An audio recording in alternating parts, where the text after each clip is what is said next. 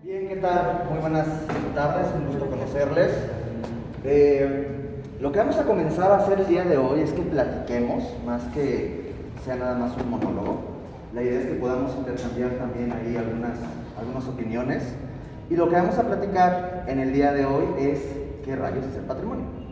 Vamos a platicar sobre los valores del patrimonio, qué es eso de las declaraciones de la UNESCO, a qué se refiere, y la normativa y facultades del INAH y el INVAN. El objetivo es tener una introducción a la temática del patrimonio para que entendamos por qué hay que conservar el patrimonio, ¿de acuerdo? Algo que es muy importante al hablar de patrimonio es, no pensemos que nada más es resguardar un edificio y ya, que se quede como algunos le llaman elefante blanco, un elemento de pronto que nadie utiliza, que de pronto es bello, que de pronto hay que contemplarlo. El patrimonio va más allá de ello. El patrimonio debe de entenderse como un ente vivo, debe de entenderse como un elemento en el cual la sociedad está dando un uso, está aprovechando este patrimonio. Ese es un elemento fundamental. Recordemos que finalmente lo más importante aquí son las personas, es la dinámica social, la dinámica cultural. Y los edificios finalmente nos van a hablar sobre una serie de etapas históricas, procesos tecnológicos, históricos, culturales, etcétera, ¿vale? Vamos a comenzar con esta presentación. Me voy a estar moviendo porque luego no me puedo estar un poco quieto, pero bueno, vamos a ver la siguiente diapositiva.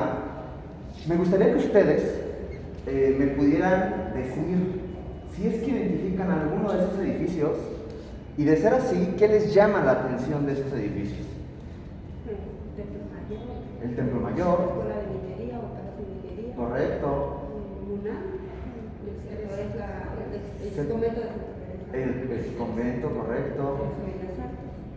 Bellas Artes. Bellas Artes, y lo tenemos aquí enfrente, el Sagrario Metropolitano. ¿Qué es lo que podemos identificar en cada una de estas fotografías? ¿Es lo mismo? No es lo mismo. Independientemente de lo que nos diga la academia o las instituciones, ¿ustedes qué elementos les llama la atención? ¿Qué podrían ustedes identificar como lo valioso de estas fotografías? Lo que sea, ¿eh? Su arquitectura. Ok, su arquitectura. La resistencia al paso del tiempo. La piedra. La resistencia al paso del tiempo. El paso del tiempo. ¿Qué más? El sistema constructivo. El sistema constructivo que tiene que ver con la piedra. ¿Qué más? Lo icónico, cultural. Lo icónico, lo simbólico. Eso es algo muy importante. Si vemos estos edificios, identificamos que son elementos, entrecomillados, viejos, o parecieran que fueron construidos ayer. Antiguos, de acuerdo. Aquí es importante entonces ir identificando que también hay ciertos valores que de pronto la gente va identificando en estos inmuebles. Al menos hay una impresión, y esa impresión sería importante ir identificando. Si hablamos de la UNESCO, ¿sí? Claro que sí, adelante, lo que ustedes gusten, pueden sacar fotos. Nos dice la UNESCO que el patrimonio, es el legado cultural que recibimos del pasado, que vivimos en el presente y que transmitiremos a las generaciones futuras. Eso es algo muy importante. Aquí el tema es, ¿y para qué? Podríamos decir, en estos 4 puntos que sintetizamos, uno de los puntos primordiales es, pues, para conservar la diversidad cultural. Y aquí tendría que hacer un paréntesis. ¿Qué entendemos por cultura? ¿Qué es cultura?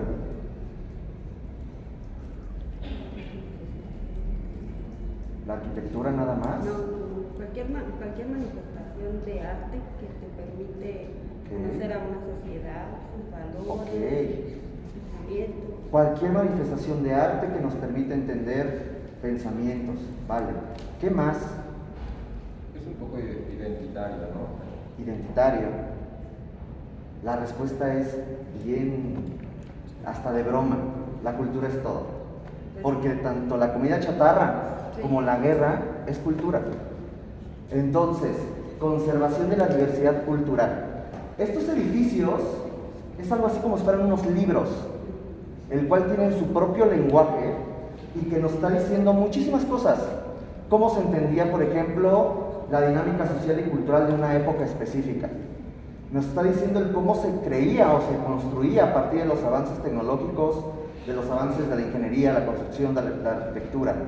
Cómo se entendía el mundo a partir de una serie de mensajes que se quieren generar a manera de propaganda, quizás de mensajes en esos edificios. Es algo muy importante que para ello nos puede ayudar también conservar el patrimonio, para la diversidad cultural. Otro es el disfrute de la cultura. Nos dice la misma Constitución, todos y todas tenemos derecho a disfrutar de nuestro patrimonio. Conformación de un sentido de pertenencia, de identidad y de arraigo.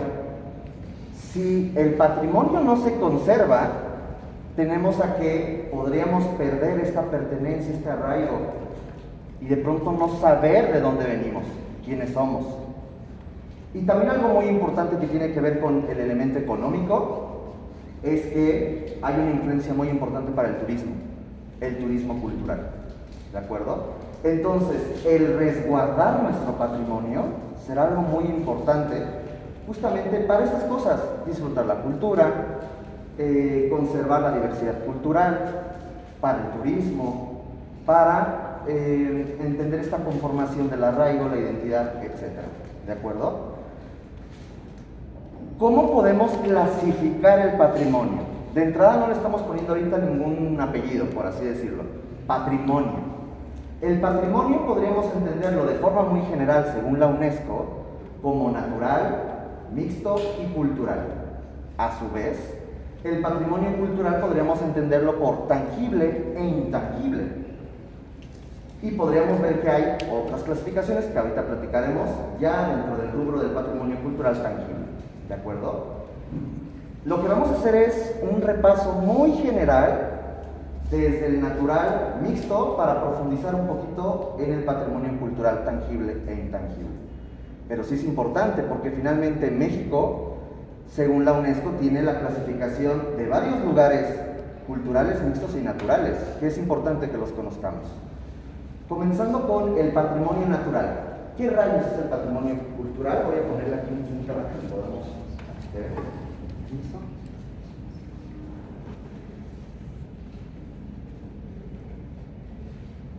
Creo que no quiere. Ahí está. Cuando hablamos de patrimonio natural, la definición es mucho más amplia, pero con esto creo que nos podremos dar una idea a qué nos referimos.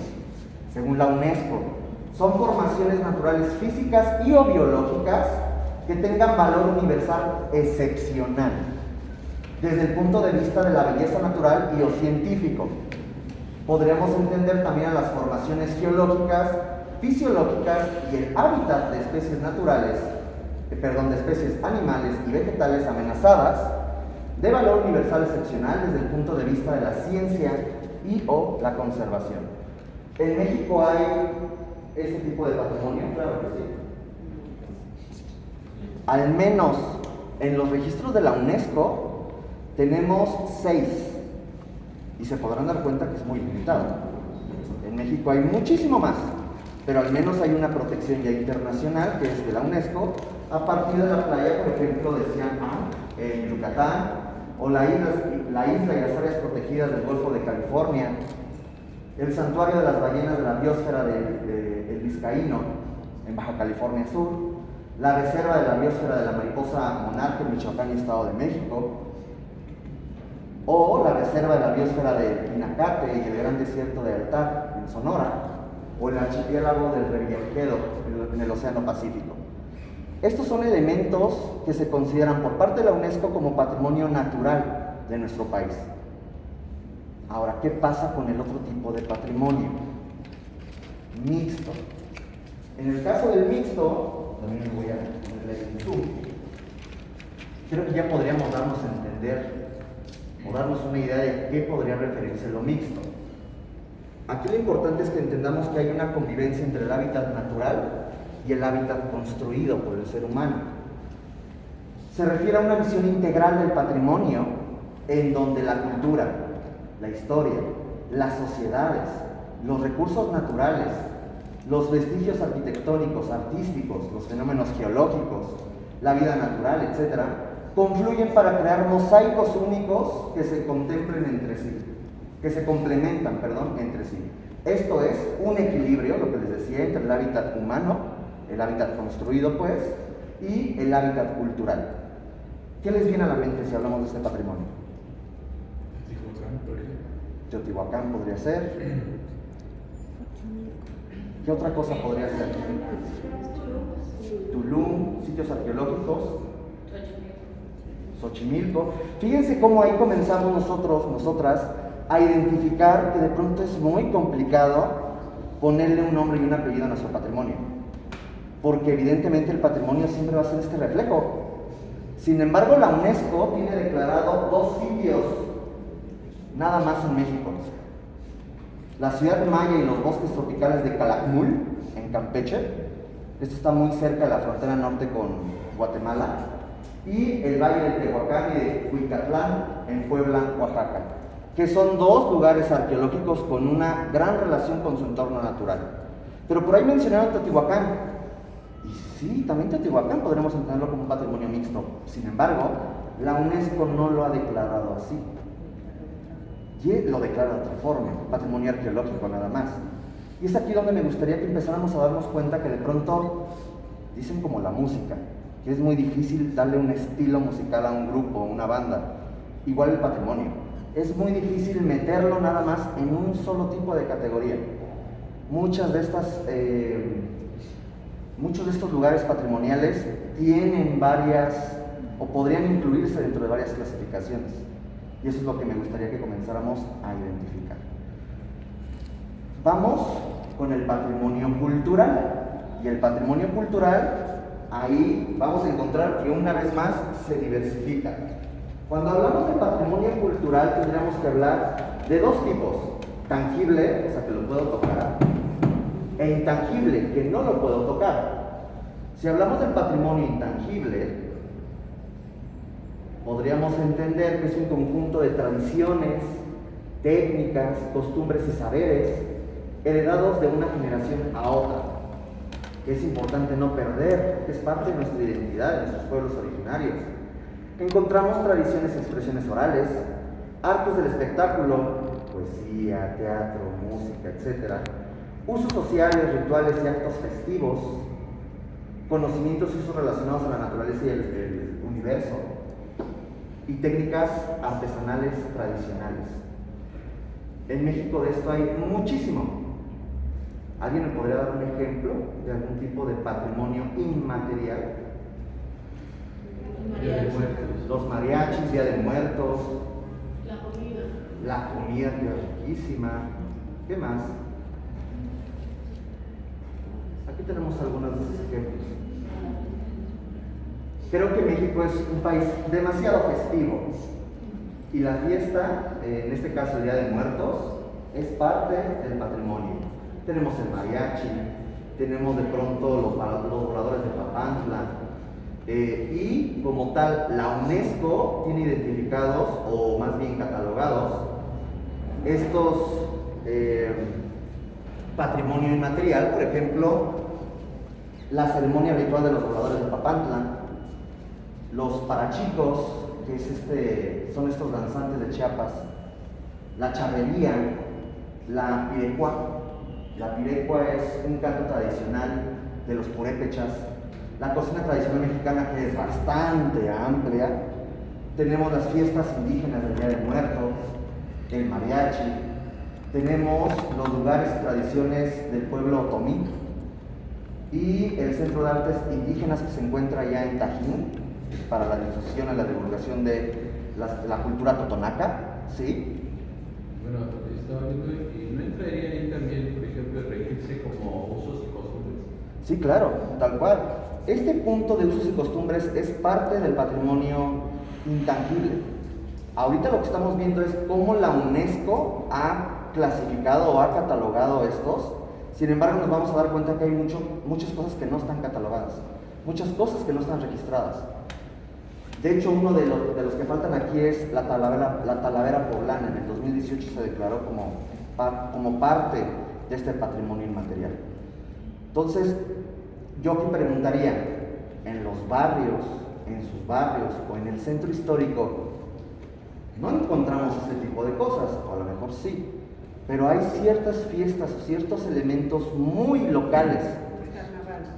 Carnavales, fiestas patronales, algún platillo específico, y de hecho aquí hay en muchos lugares, Xochimilco, Azcapotzalco, hay lugares muy específicos, pero eso no está aquí. Pero eso no significa que no sea importante, es materia de nosotras y nosotros preservarlo, cuidarlo y divulgarlo. Y en algún momento la UNESCO dirá, bueno, esto por su valor excepcional universal podría ser considerado patrimonio de la humanidad. Estamos hablando de lo que considera la UNESCO patrimonio de la humanidad. No importan fronteras, ¿de acuerdo? Faltan muchas cosas, sí, y es importante que nos sensibilizamos en ello, ¿vale? ¿Qué pasa con el patrimonio cultural tangible? Ya hasta tiene muchos apellidos. Patrimonio cultural tangible mueble. Patrimonio cultural tangible inmueble. Ya se vuelve más complicado. Aquí ya podríamos utilizar, porque a partir de los años 70, esta idea del monumento, seguramente han escuchado el término de monumento, ha quedado ya reemplazado. Ya no es adecuado hablar de un monumento, sino de un bien cultural. Patrimonio podríamos reemplazar el término por bien cultural.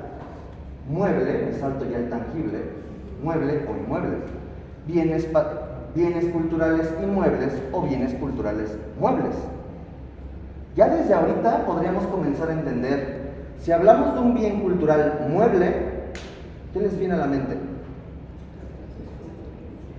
¿Cómo? Las zonas arqueológicas. ¿Las zonas arqueológicas? Ya sé, los edificios, entonces. ¿Un calendario? ¿El calendario de qué? Azteca. Azteca, claro, la piedra del sol. Es una escultura. Los códices tampoco entrarían en esas. ¿Los códices? Tampoco entrarían en Los códices sí. ¿Qué más? Mueble. Mueble nos hace referencia a aquello que puedo mover. A lo mejor no tan fácilmente, pero puedo mover. ¿De acuerdo? Todos los cuadros que hay. Cuadros. Los cuadros que hay en catedral, en la biblioteca, esculturas, al final se pueden ver. Y nos vamos a dar cuenta que es un montón de patrimonio, pero un montón de patrimonio. Voy a ponerles aquí igual para que hagamos una revisión. Patrimonio mueble, ¿qué rayos es? El patrimonio mueble nos habla de las creaciones físicas que pueden ser trasladadas o transportadas de un lugar a otro de carácter no monumental. Sí, yo sé que la piedra del sol es monumental, pero se refiere a no monumental como arquitectura. Mañana platicaremos esa diferencia entre arquitectura monumental y arquitectura no monumental. De gran valor cultural, como son objetos arqueológicos, ya saben, vasijas, esculturas, etc. Como son objetos históricos, puede ser un arma, una espada, claro que es parte de nuestro pasado histórico. Objetos artísticos, etnográficos, tecnológicos, religiosos, artesanales, documentos, fotografías, películas. Vean cómo de pronto el patrimonio comienza a complejizarse cada vez más. Ignacio González Varas nos dice que podríamos clasificar, de forma muy general en dos tipos de patrimonio mueble. El patrimonio histórico-artístico, que se refiere a artes decorativas, o estas artes como pintura, escultura, etc. Y el patrimonio documental bibliográfico, como son estas colecciones botánicas, etnográficas, etcétera, etcétera. Como se podrán dar cuenta e imaginar, México tiene, un legado enorme de este tipo de patrimonio. Simplemente estas son fotografías de la página del INAH Chihuahua, y es patrimonio cultural mueble de Chihuahua.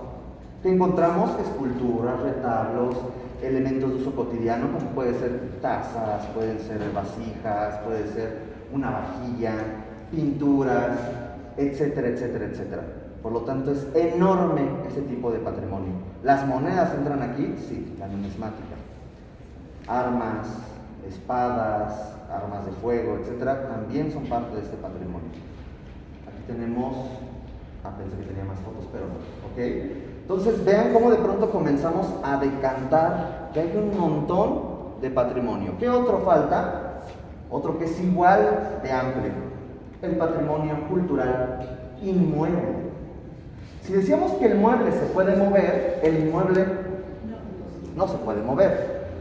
Hay sus excepciones en donde podríamos moverlo, como en el caso de la Torre Reforma, en donde movieron todo un edificio, pero eso es punto y aparte. O sea, eso, digamos que fue para evitar destruir el patrimonio, lo que hicieron fue mover todo el edificio, o no tendría por qué moverse.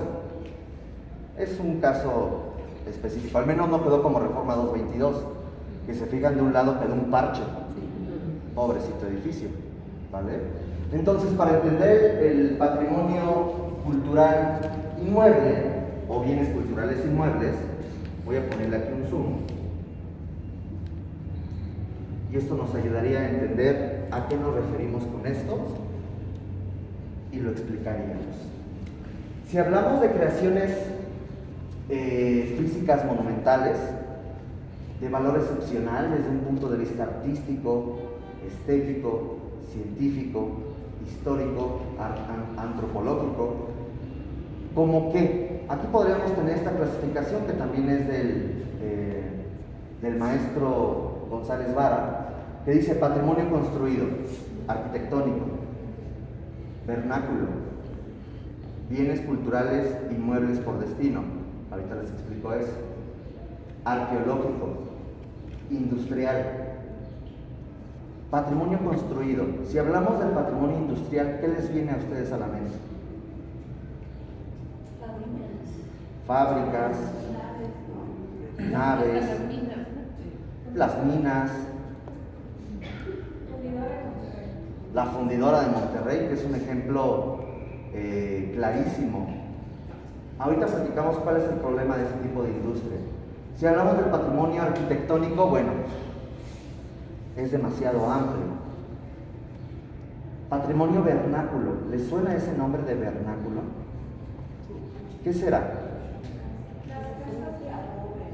Casas de adobe. Además de las casas de adobe, ¿conocemos alguna otra técnica? Si no eso, las casas maya. Si no eso, ahí tengo otra diapositiva, igual podríamos ver ese tipo de elementos. Los bienes culturales por destino. Híjole, ¿qué es un bien cultural inmueble por destino?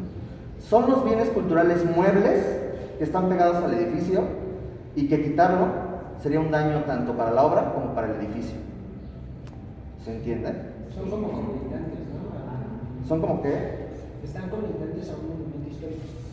No siempre. Vamos a imaginarnos los capiteles de esas columnas que están allá afuera en el patio.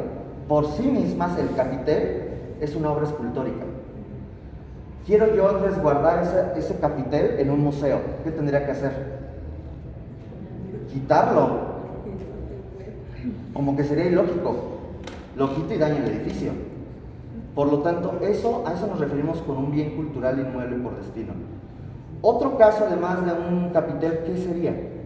Puede ser un retablo. Un retablo podría ser, también dependiendo de los caracteres. Un fresco. Los frescos, no los murales. Los murales, a ver, muevan los murales de Palacio Nacional. Es un poco como lo que pasó con el temblor, que no hay que mover el de Diego Rivera, ¿no? Claro, ese es un caso padrísimo, el de Diego Rivera, que tuvieron que moverlo, pero bueno, fue porque el edificio se cayó. Movieron la obra y hicieron un museo específico para esa pintura. El del SCOP. Fíjense que el tema del SCOP es bien interesante. Si ubicamos cuál es el edificio del SCOP. Este edificio se dañó con el 2017, pero no estaba catalogado. Entonces dijeron los desarrollos inmobiliarios, excelente, pues vamos a tumbarlo. No, ¿por qué no? Porque hay murales. Era un mural y sí te lo tenían contemplado en mi vida, ¿no? Claro. Como que en Chile y otra. Es como lo que pasa en el conjunto Independencia, ¿no? Claro. Todo lo que se construye y no porque arte o algo que Claro. vas a entregar. Al final hicieron personajes de renombre en su momento. Claro. Pero ese es uno de los grandes problemas que nos vamos a enfrentar constantemente en el patrimonio. Que de pronto, cuando no está catalogado, alguien llega y dice, pues no está catalogado, dejo nada más la fachada, o pues ni hablar, lo quito, lo destruyo, se reemplaza por algo nuevo. Pero no, porque nosotras podemos identificar que hay elementos importantes de ese edificio que hay que resguardarlos. Pero no está catalogado. ¿Y qué me importa?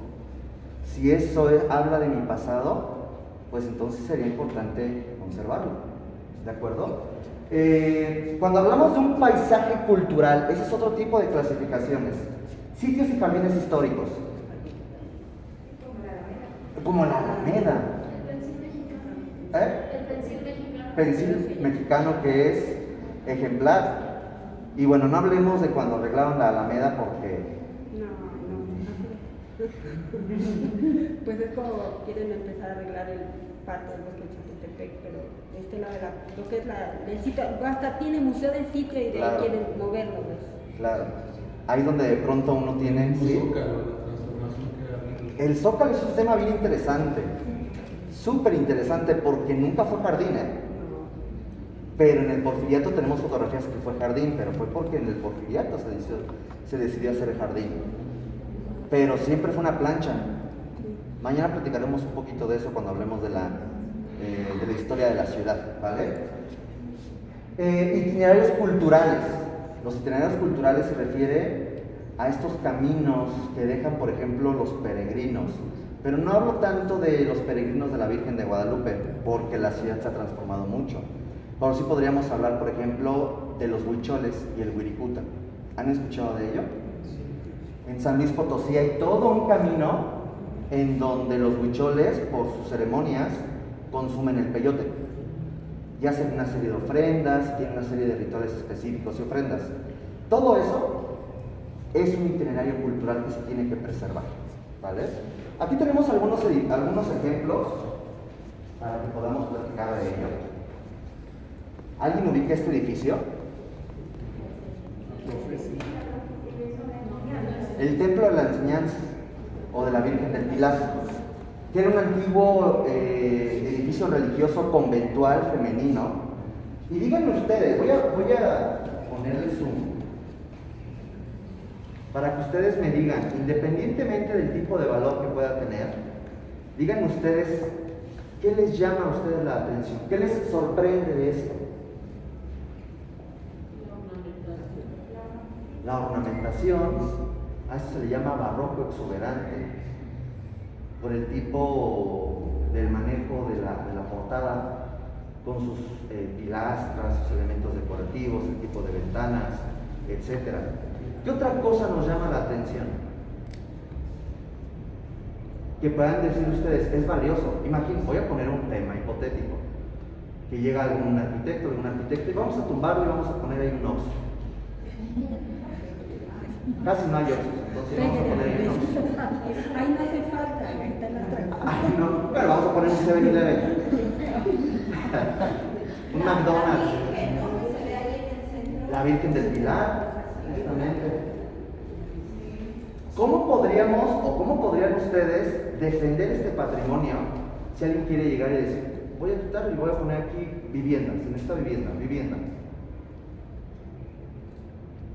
Claro, es hipotético, podrías decir, no, Pelina no te va a permitir. El ¿Quién carácter sabe? religioso es lo más fuerte, ¿no? También ¿Pero? la parte religiosa pega mucho. Es algo muy importante. Bueno, por lo menos aquí en México. Sí, es muy importante. De entrada, el mismo clero no va a decir, sí, túmbalo. Pero también la gente que va a este tipo de lugares es gente que va con fe. Y eso es algo muy importante, es algo simbólico. ¿Están de acuerdo? El interior de este edificio es, no, bueno, una maravilla. Díganme qué tipo de patrimonio veo ahí.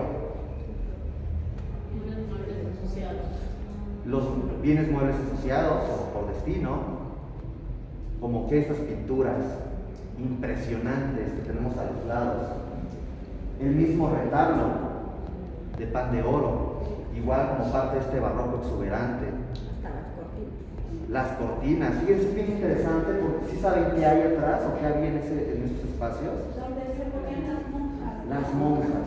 Comúnmente en los templos conventuales femeninos, que no hablan, bueno, nos vamos a poner tristes, pero lo han destruido mucho aquí en la Ciudad de México. Siempre frente al presbiterio, o sea, el altar, hay algo que se llama coro bajo, donde habían unas cortinas y desde ahí tomaban misa las monjas.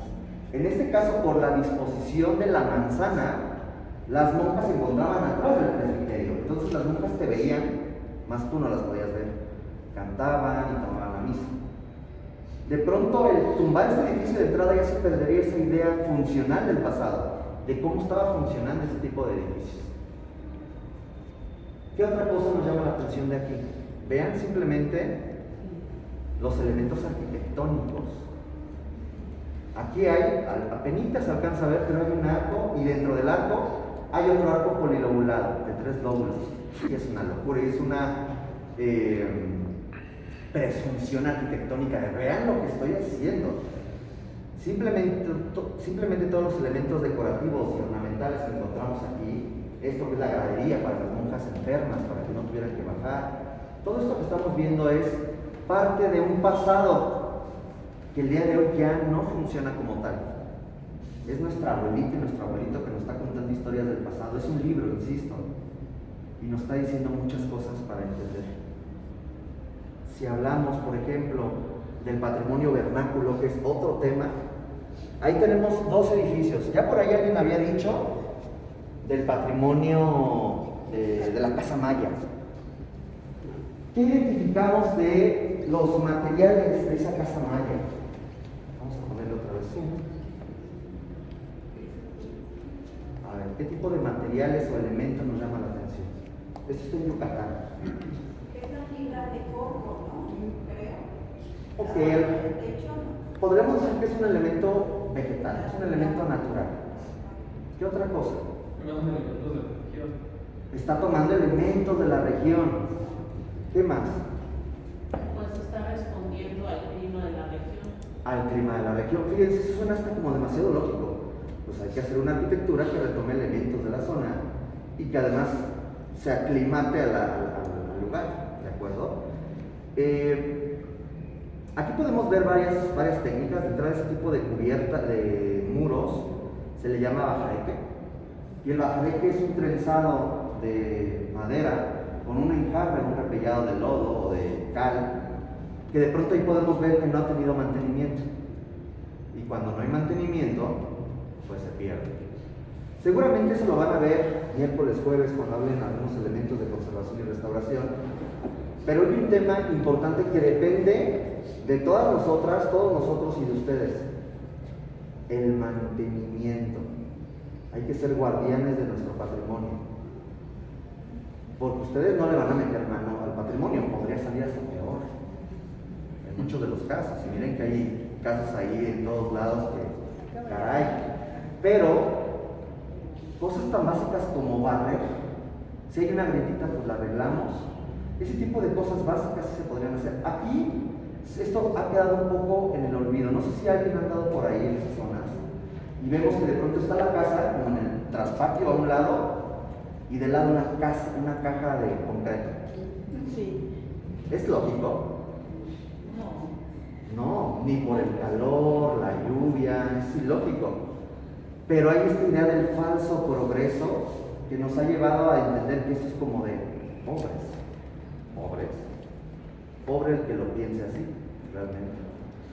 Aquí, por ejemplo, en la parte superior tenemos Patrimonio Vernáculo de Nuevo León. Vean, hay un contexto totalmente diferente. El patrimonio, aquí por ejemplo vemos que de entrada los materiales son diferentes. ¿Qué material identifican? No sé si tabique, es piedra. Cuando la piedra es tallada de esa forma se le llama sillar. Podemos ver que estos son muros de carga con sillares y tenemos por ahí unos elementos de dinteles de madera en la parte superior de los vanos para detener y que no se vaya a caer. La arquitectura vernácula es una arquitectura hecha por el pueblo para el pueblo. Y aquí lo importante es que este tipo de valores tecnológicos se pueden perder si no conservamos este tipo de patrimonio. Las arquitectas y los arquitectos se intrometieron, para no decirles chismosos o metiches, en la arquitectura de la vivienda hace unos 100 años, porque la vivienda lo hacía la gente para ellas y para ellos. La vivienda, y lo vamos a platicar el viernes, en un principio era una cosa como la autoconstrucción o la autogestión, así era la arquitectura, hasta que de pronto surge la idea del arquitecto o la arquitecta para hacer grandes casas y palacios. Claro, los palacios siempre han sido reflejo del poder, eso lo platicaremos después. De hecho, desde mañana y el viernes tocaremos nuevamente el punto. Entonces es importante que resguardemos este tipo de patrimonio. Si hablamos de este patrimonio, creo que todo el mundo ubica ese elemento. ¿Dónde es? Pino Suárez. Por ahí dicen que es el sitio arqueológico más visitado del mundo. Pues sí, seguramente. Todo el mundo pasa. Todo el mundo pasa, a lo mejor lo voltean a ver. Pero vamos a emocionarnos diciendo que lo visitan de forma involuntaria, ¿vale? Está de paso. Es que hay gente que no sabe, por eso mismo, o sea, será el que o sea, hay gente que ni lo ve. Sí, ¿no? Ajá. Aquí es interesante porque fíjense cómo nos habla. ¿Qué pasa muchas veces? Llega la gente que no tiene la culpa, ve y dice, ¿qué es esto? Ahí se va. Hay un lugar que se llama Quiahuiztlán. Quiahuiztlán está en Veracruz, cerca de donde fue el desembarco de Hernán Cortés. Y Quiahuiztlán es un cerro en donde hay un panteón mexica. Está padrísimo ese lugar. Yo recuerdo, y por experiencia propia, uno como arquitecto y arquitecto con los alumnos ahí viendo las pequeñas tumbitas, llegó una señora y dijo, pues estas piedras viejas, ¿qué? Pero tiene una vista al Golfo de México impresionante, sacó foto y se fue. Porque ahí enfrente hay 8 kilómetros de litoral. ¿Sí? Y hay un pedacito con nubes.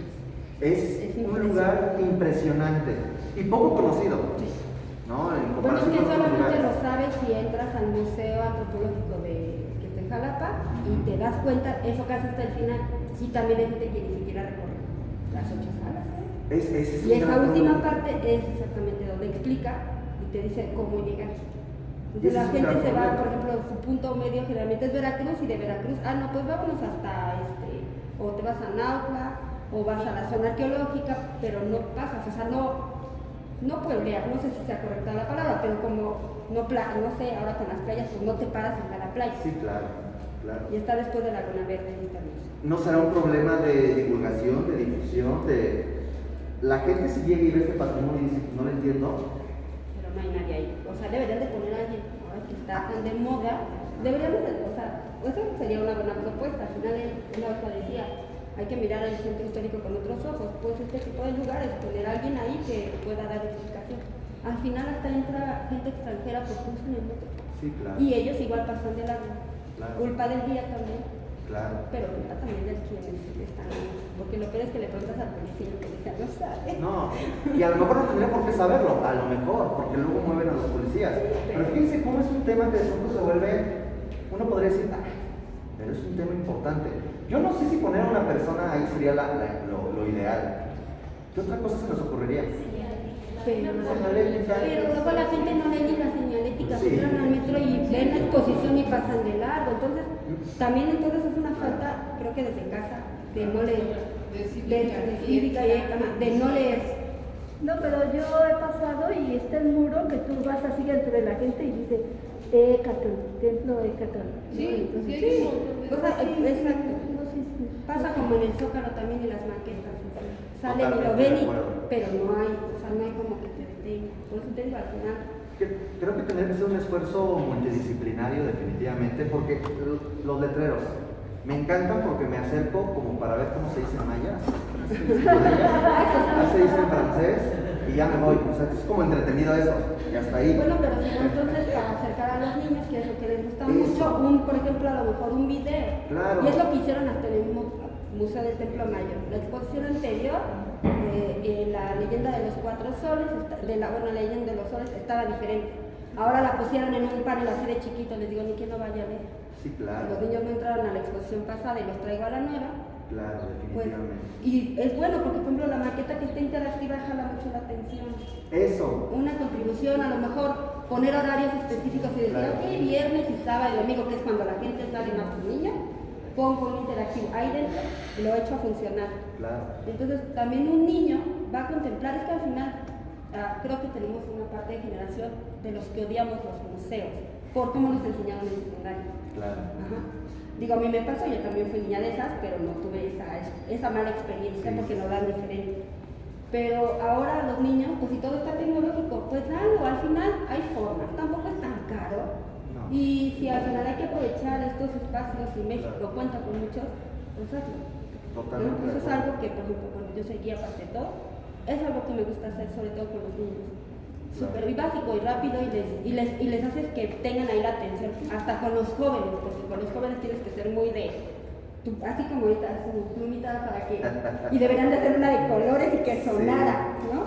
Pero pues eso se puede, o sea, digo, sí, habemos tanta gente que nos quejamos, Claro. y creo que por eso estamos aquí, porque queremos aprender cómo conservar, cómo ayudar. Y generar nada ideas. no nada más criticar, exacto, no nada más criticar, sino decir, Claro. bueno, yo no estoy de acuerdo que hagan esto, pero esto sí. Eso es lo importante.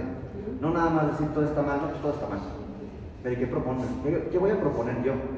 Y a lo mejor ahorita al final que hablemos sobre la participación ciudadana es ahí donde uno dice, creo que tener un semillero de ideas es muy importante. Creo que esta idea de tener una interacción con los edificios, digo, así pasa con el Templo Mayor, que de pronto el pobre Templo Mayor uno lo ve y no lo entiende uno. Dices, escaleras que suben y bajan. Me voy a regresar tantito para que veamos ese sube y baja de las escaleras. Ahí está. Si esto yo lo veo, yo me acuerdo que en la primaria me hicieron ir y yo dije, pero qué cosa más horrible, así lo entendí yo. Y dije, pues son escaleras, luego un hoyo, escaleras y un hoyo, y no entendí nada. Sin embargo, ya después voy entendiendo los valores y empiezo a decir, esto está bien interesante y son diferentes etapas constructivas. Es la estratigrafía del edificio, es la arqueología de la arquitectura para poder entender cada una de las diferentes etapas constructivas. Pero eso lo entendí ya que estaba yo en la maestría. O sea, yo me pasaba mucho. Arquitecto había que ir a visitar y pedir una visita Sí. guiada. Y es que también es eso, hay visitas guiadas y la gente no las usa y son Es gratis correcto. muchas veces. De hecho, aquí entreno. La Facultad de Arquitectura cambió su plan de estudios en el 2017-2018. Ya le tocó de todo, sismos, paros, pandemia, ya le pasó de todo. Pero bueno, antes no se hablaba de nada de patrimonio. Y el arquitecto también no me va a dejar mentir. No hablaba nada de patrimonio en nuestra licenciatura. ¿Cómo era posible? Hoy en día ya hablas de una preespecialidad que es hacia patrimonio. Gracias. Pero fíjense cómo hasta las academias, como que de pronto estos temas no permeaban. Bueno, me regreso a donde estábamos. Vale. Entonces, creo que esta idea de la interacción será muy importante. El videomaking, que seguramente han visto cuando proyectan a las fachadas, eso te llama muchísimo la atención. Pues aprovechalo. Y además no daña el patrimonio. Claro, depende también que proponga, porque lo que hacían en Teotihuacán sí tocaba el edificio y decías así, no. Pero proyectar los edificios, pues padrísimo, ¿no? Murales. Eso serían los bienes culturales inmuebles por destino o asociados. Vean, son murales siglo XX en edificios, en este caso Palacio de Bellas Artes, que es de principios del siglo XX, o Palacio Nacional, que bueno, ha tenido muchísimo toqueteo arquitectónico, pero estos murales son siglo XX. ¿Los quiero mover? No. Tendrías que destruir el edificio. Y no queremos destruir el edificio. ¿Vale? Este es otro de los ejemplos muy, muy claros, que es la fundidora Monterrey. ¿Qué pasa con el patrimonio industrial? Que siempre se le ha hecho el feo. Como que uno dice, ay, fábricas, está re feo eso. A ver, no. El patrimonio industrial es importantísimo porque nos habla de cómo se construía o cómo hay un avance de la tecnología en la construcción para una arquitectura de producción. Es importante las fábricas. Aquí podríamos entender también las haciendas. El problema es que en México estamos como todavía un poquito en pañales para entender ese tipo No hay claramente un catálogo que hable sobre el patrimonio industrial. Sí los clasifican, patrimonio industrial, pero es muy ambiguo y ahorita vamos a hablar de eso. ¿Ibas a decir algo? Sí, que también tiene mucho que ver que se ven muchas, o sea, no es escala en realidad, pero se ven muchas cosas, porque como son materiales que se utilizan cotidianamente en la actualidad, se ve muy cercano, entonces realmente no se le ve como patrimonio como un templo, ¿no? Claro. Pero es muy cercano, pero en realidad es muy importante. Claro, eso es bien importante. Cuando vemos un templo barroco decimos, esto es Sí, fabuloso. fabuloso, tiene un valor padrísimo y aunque no sea religioso, pero vemos una fábrica y decimos, vemos el ferrocarril y decimos, pero está mal, al contrario, el ferrocarril que tanto nos ayudaría ahorita para muchas cosas, y que es un tema también polémico, no entraremos en eso, pero el ferrocarril es un súper tema. Imagínense que al día de hoy nos pudiéramos mover el ferrocarril, ¿tendríamos la infraestructura? Sí, si la arregláramos, sí. Pero terminaron ya estas estaciones ahí abandonadas, como centros culturales, y toda esta arquitectura que se relaciona mucho con el porfiriato, ahí quedó. Y aquí tenemos la gran primera metalurgia del país, industria metalúrgica, y hoy en día es un parque. Y los de Monterrey están orgullosos de este parque, y vaya que lo conservamos. Aquí en la Ciudad de México ubican algún edificio del patrimonio industrial. La refinería, ¿no? ¿Sería Parque Bicentenario? ¿Podría ser? El Parque Bicentenario, quizás la refinería, Podría ser también la fábrica Peñapobre que está allá por Huilco. el Museo de la Numismática. Eso es importante, ahí se hacían monedas. Y está allá en Peñapobre, ahí, Manuel de la Peña y Peña, ¿no? Se llama. Ahí. El de Nonualco. También podría ser la estación de trenes de la villa, ¿no? La estación de trenes de la villa, que pobrecita, está ahí toda abandonada y triste. Y bueno, porque le quitaron lo que tenía buena vista, ¿no? Que hicieron ahora lo de Suburbano. Tumbaron todo lo histórico para hacer el fórum, no sé cómo se llama, fórum Buenavista. Todo ese patrimonio se ha perdido. Y si no decimos, oigan, alto, adiós a todo este patrimonio, y al final no sabremos, es que es patrimonio que habla sobre la explotación obrera. Pues justamente si la perdemos, olvidamos que existió esto, creo yo. Aquí tenemos valores. Me gustaría, ¿cómo vamos? Vamos bien. Me gustaría, si estás de acuerdo, háblales un poco de Ok, aquí hay un tema de valores que me gustaría platicar con ustedes, pero me gustaría hacer un paréntesis y mostrarles algo de otra presentación que tengo por aquí, que creo que nos podría ayudar mucho a entender de arquitectura. Voy a hablarlo de valores y ahorita hablamos sobre qué onda con la arquitectura. Creo que es un tema fundamental y se va a relacionar mucho con las siguientes clásicas. Primero, valor. Valor. Es un tema bien interesante. Si hablamos de valor, ¿qué nos viene a la mente? Dinero, luego dinero. Pero hay otros valores. Yo les voy a dar un ejemplo bobo, pero se puede entender qué pasa con esto del valor. Aquí, en mi bolsita, tengo una foto. Te la venden. 1,000 pesos. ¿La quieres? Pero para mí es muy valiosa. Te la dejo en 500. ¿No la quieres? Bueno. ¿Qué es lo que pasa? Que el valor depende mucho de para quién es valioso. A lo mejor es la foto de mi abuelita que se murió. Para mí es invaluable. Pero para él va a decir, yo no quiero la foto de esa señora, no la conozco. A lo mejor si de pronto la foto, ¿sí? Depende. Bueno. Oye, y si de pronto no la conociste, pero es una foto de 1907. Pudiera ser por el tiempo. Se ve el paso del tiempo. Dices, sí, ¿cuánto 500? Te doy 600. ¿No? A lo mejor ahí como que dices, de acuerdo.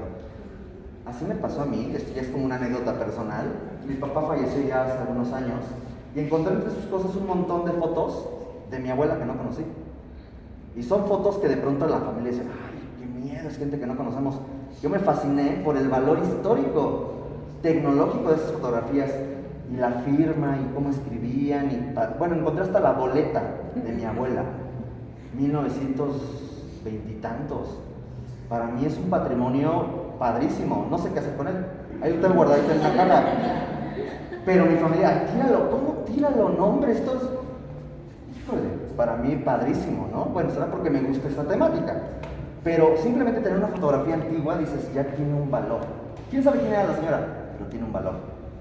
Cuando hablamos de valores, por una definición básica, hay un diccionario de español de México. ¿Tengo que ponerle zoom o así se ve bien? Ustedes díganme. ¿Le pongo zoom? Bueno, vamos a poner zoom. Entendí como que sí, como que no, pero vamos a ponerle zoom. Sí, es que el reflejo, ¿no? De repente hay un... Sí, creo que depende ahí. A ver, valor. Según el Diccionario de Español de México, del Colmex, valor es la importancia, es aquello que tiene importancia, mérito o significación, etcétera, que tiene o se le atribuye a algo o a alguien por sus cualidades o por cumplir con ciertos requisitos. No vamos a hablar de alguien, vamos a hablar de algo. La foto tiene una cualidad que la hace diferente a una foto que saqué ayer. Es más, ya ni revela nadie fotos, o muy pocos. Entonces, esa cualidad es la que puede hacer que tenga una importancia. Si hablamos de un edificio, ¿alguien ya conocía este edificio? No, yo no. Cuando usted entró, ¿qué le llamó la atención? Espléndido el recinto. Arquitectura. Me fascinó. El tamaño, Ajá. ¿no? Muy Las humilde ahí el escaleras, ayuntamiento. guau. Cada vez que subía a piso, yo decía, wow, qué padre, voy a conocer el otro piso. Sí, es fastuoso este lugar, ¿no? Entonces, significa que usted le vio un valor. Si de pronto alguien igual llega con usted y dice, vamos a tumbar este edificio y vamos a hacer un Starbucks. No, ¿por qué? Porque tiene un algo, no sé qué, pero tiene un algo que hay que preservar. Esos son los valores. Ahora, si hablamos de los valores culturales, que es lo que nos interesa en la arquitectura, es todo un tema, porque el tema económico también es importante, pero ahorita lo mencionamos. Los valores culturales, estoy poniendo aquí 4 cosas que tendríamos que siempre entender de los valores. Los valores son asignados por las personas, por un ser humano, en lo individual o por la colectividad, por cualquiera de estos dos. Un ejemplo, y que es ahora un tema polémico, el monumento a la independencia. ¿Saben lo que pasó de pronto, que fue grafiteado? Me gustaría ese tema, que ustedes me dijeran, ¿qué valor tiene para ustedes el ángel de la independencia? Toda la columna. Pero pues mucha historia está bien. Entonces estamos hablando de un valor histórico. Por allá. Como valor cultural. Arquitectónico también. Un valor arquitectónico. Pero yo creo que es importante como el valor social. O sea, sobre todo lo que hacen monumentos a los monumentos es el valor que les da la sociedad. Porque Es son tan correcto. importantes para nosotros, nadie se preocuparía por conservarlos. ¿No? Es Por correcto. visitarlos. Pero ese monumento en el 2018, 19, no me acuerdo, fue grafiteado y fue fuertemente intervenido. Y luego le intervinieron. Y luego lo intervinieron como, híjole, como canica chupada, pero ok, Ni cuando se cayó en el 57. Así es. A ver, ahí es un tema bien interesante porque nos dijo la compañera, la gente le da un valor a los monumentos. Ese edificio surge con la idea de conmemorar ¿qué? los 100 años de haber sido ya. La independencia. Bueno, de habernos quitado el yugo español. Así es. Entonces fue para las fiestas del centenario, ¿de acuerdo? Pero ese elemento no tuvo siempre ese mismo valor. De hecho sí lo vio el porfiriato, pero después ya lo vieron como un símbolo de la oligarquía, del porfiriato, del extranjerismo, de lo afrancesado, etc. Dependiendo del discurso del gobernante en ese entonces. Hoy en día tiene el mismo valor que en el porfiriato. A ver, y ahí es donde entra el tema polémico. fue intervenido, fue grafiteado. Hay quien dice, no, eso no fue rayado, no fue grafiteado. Se le llama, y es un tipo de expresión que lo pueden buscar, se llama artivismo. Hacer activismo con el arte. ¿Ok? Las restauradoras con glitter salieron y dijeron, no vamos a tocar el monumento. Y al final lo tocaron otras personas. ¿Qué significa? Este tema son cambiantes a lo largo del tiempo.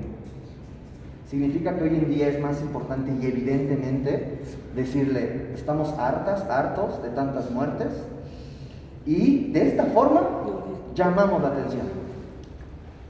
Quemen el edificio, destruyan el edificio. Sí, pues sí, finalmente son los restauradores y conservadores, pero una vida, eso siempre va a ser importante. Claro, tampoco les digo ahorita salgan y rayen, no, tampoco. Pero vean a lo que quiero, sí, no. Nos dijeron que rayemos, no rayen. Pero vean cómo de pronto fue un hecho histórico en donde de pronto se dice, ya basta con esto, y se cambia el discurso, se cambia la narrativa del valor que ahora tiene ese elemento para la gente. Lo mismo cuando quitaron a Colón.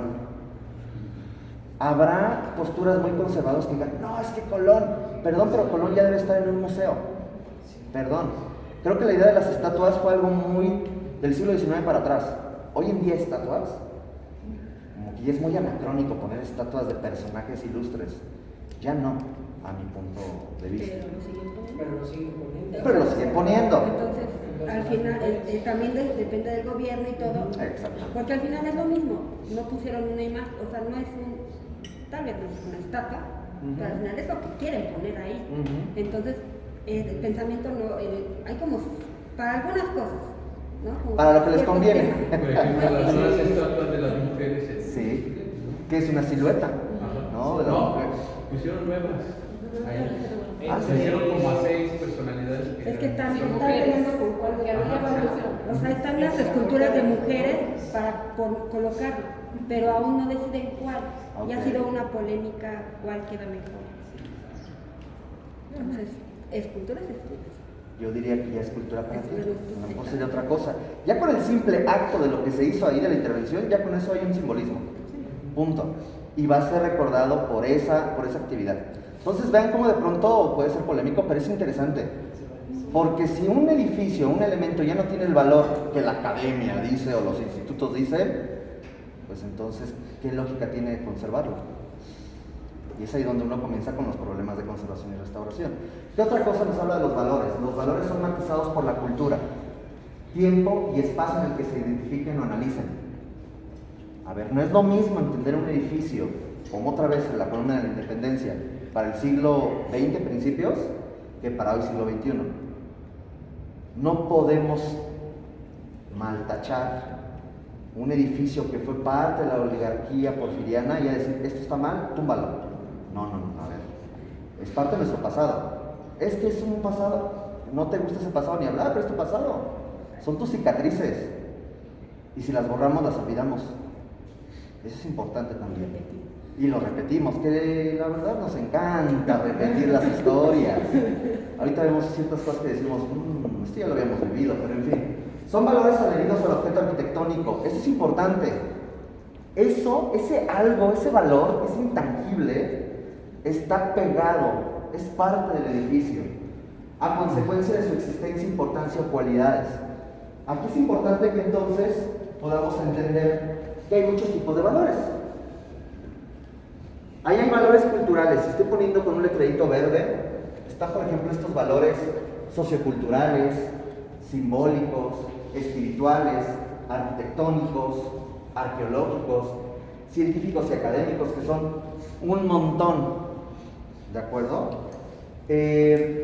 Me voy a nada más a profundizar un poco, por ejemplo, en esos valores socioculturales. Voy a ponerle también zoom de nuevo. Hay un crítico de arte ya muy viejito, ya está se murió. Era del siglo XIX, Alois Riegel se llama. Y este señor hablaba, por ejemplo, que hay valores rememorativos, que hay edificios que la intención es que rememoren algo. Y sí, es muy lógico. Rememoran con un fin intencional, como la columna de la Independencia.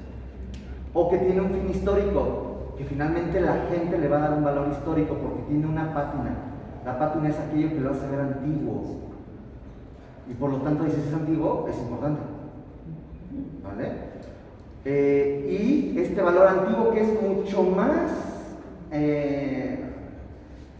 más, valga la redundancia, antiguo que el histórico, ¿no? Lo relacionamos con el inicio de nuestras sociedades complejas, ¿sí?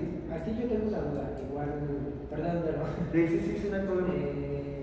Ahorita que mencionó lo de la pátina, no sé si ya se enteró, seguramente sí, por la reproducción del David que está en el Sumaya. Ah, sí. Entonces, ¿qué valor se le atribuye a eso? Eso es interesante porque evidentemente al saber que no es el original, no tiene un valor, lo reemplazas, se cae, se rompe, lo reemplazas. Sí, también como la puerta del infierno. Claro, pero yo le daría un valor, Sí. que está aquí abajo, científico académico.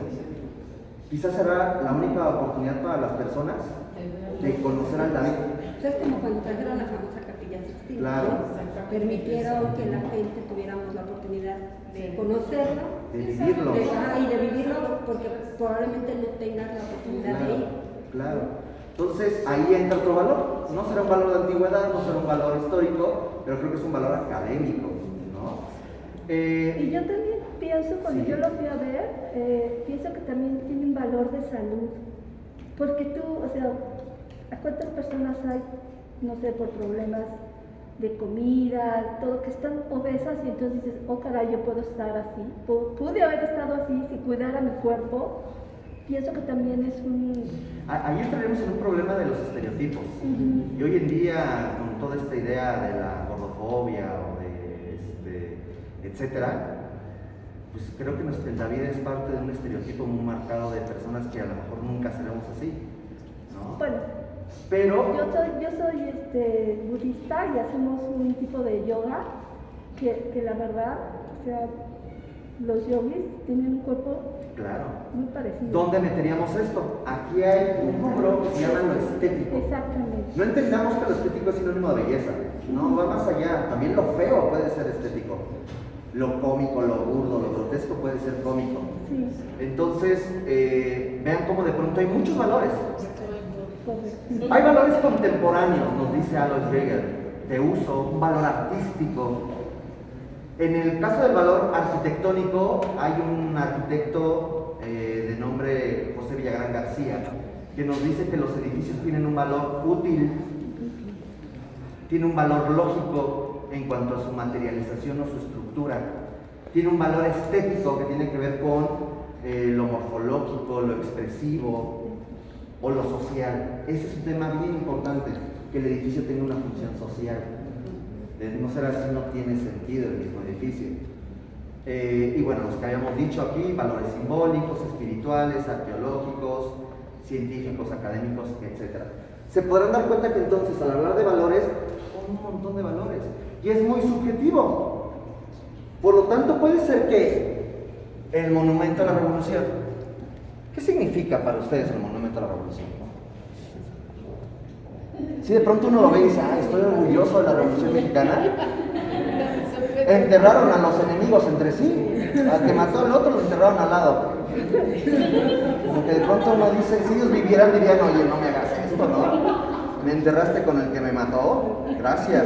Pero fíjense qué interesante, a lo mejor para nosotros ya no tiene ese significado. Pero ¿qué significado tiene hoy en día? No sé. Hoy en día es un museo. Sí, pero por ejemplo es también un lugar, como ya bien dijo, de reunión, ¿no?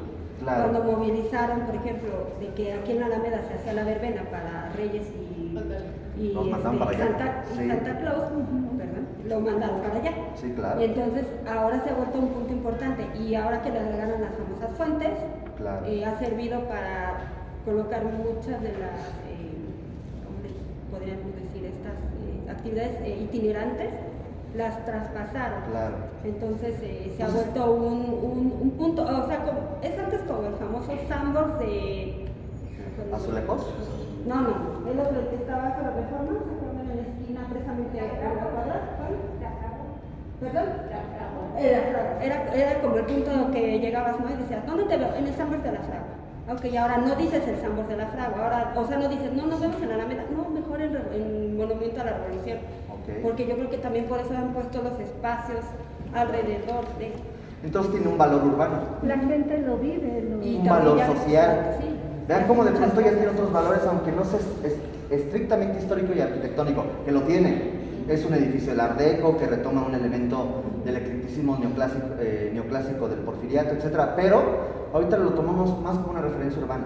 Entonces vean cómo de pronto los valores van cambiando a partir del grupo de población, de edades, de tiempos, etc. A ver, no vamos a leer todo eso, no nos espantemos. No nos espantemos. Nada más señalar que cuando hablamos del patrimonio, en 1972, la protección del patrimonio mundial, cultural y natural de la UNESCO establece que ciertos lugares de la Tierra tienen un valor universal excepcional y pertenecen al patrimonio común de la humanidad.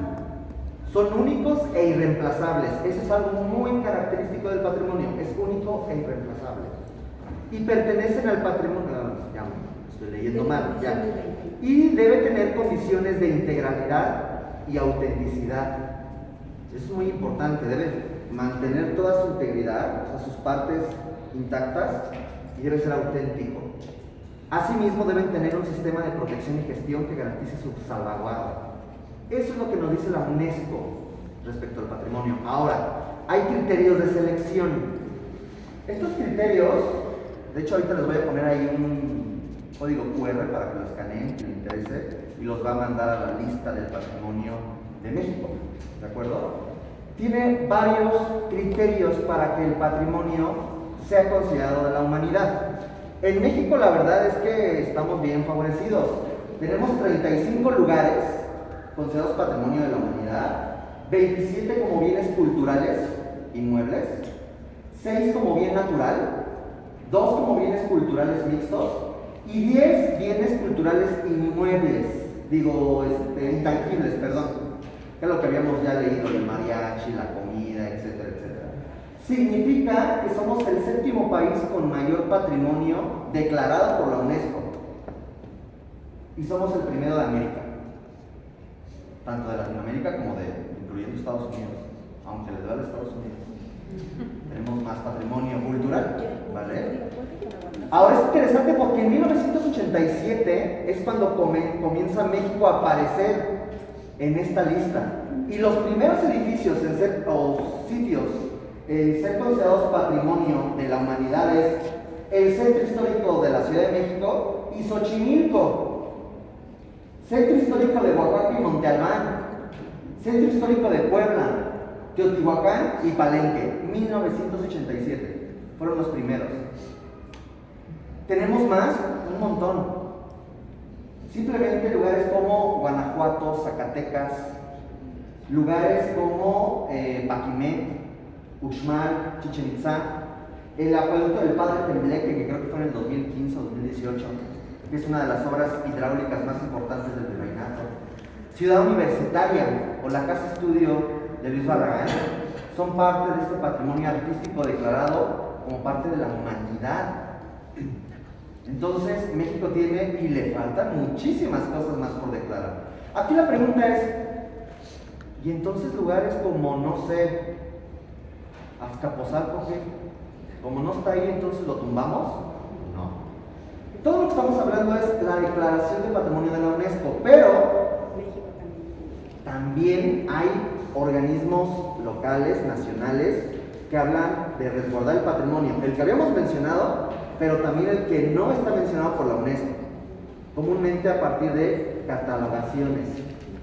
Tenemos una ley federal, es la Ley Federal sobre Monumentos y Zonas Arqueológicos, Artísticos e Históricos de 1972. O sea, ya pasaron varios años, pero lo han estado reformando constantemente, o lo han intentado actualizar.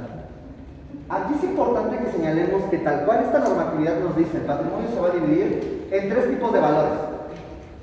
Ya vimos que eso está mal. Ahorita vuelvo a mencionar por qué.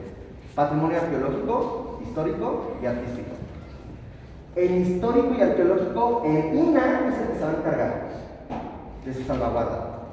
Estamos hablando de que el patrimonio arqueológico es de 1521 hacia atrás Y el patrimonio histórico es de 1521 hacia 1900.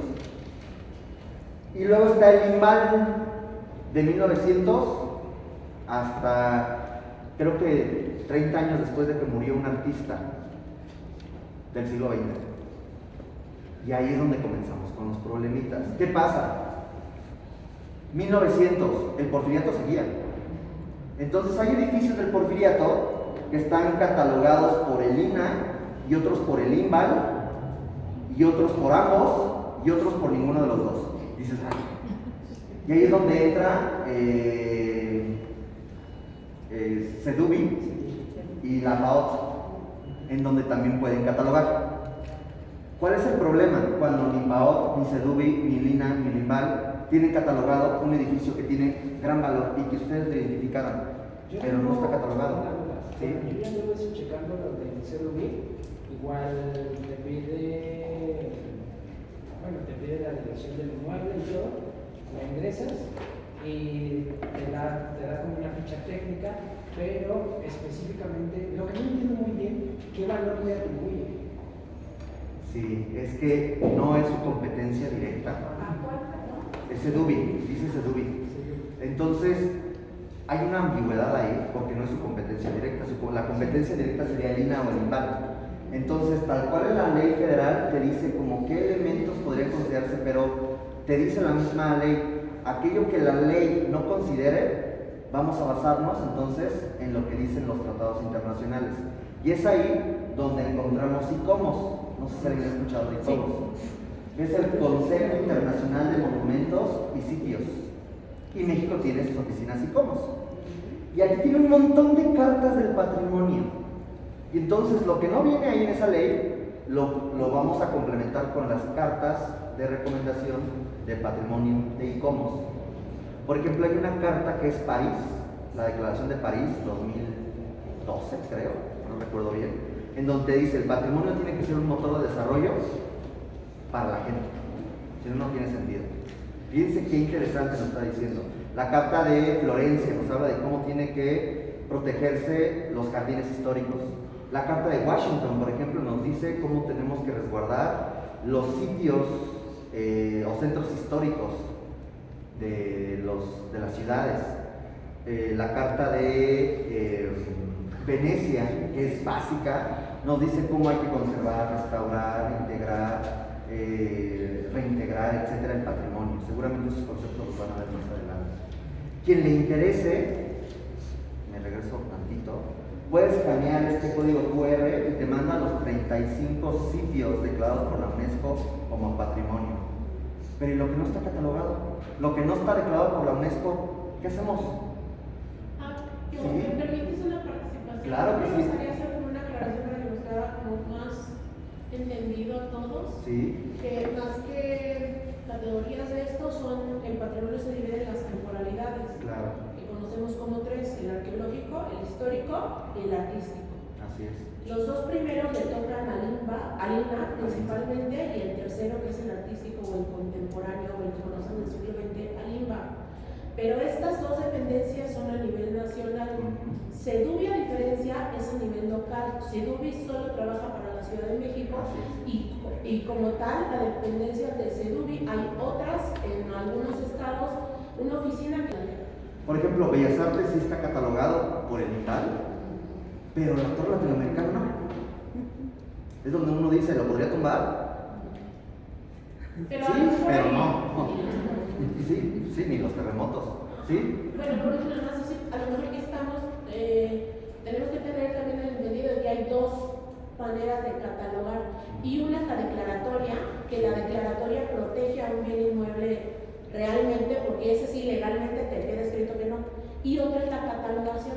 La catalogación es que aparece en un inventario, Claro. y esa no te defiende de nada, por Sí, lo menos claro. la del INPA. Pero la declaratoria sí.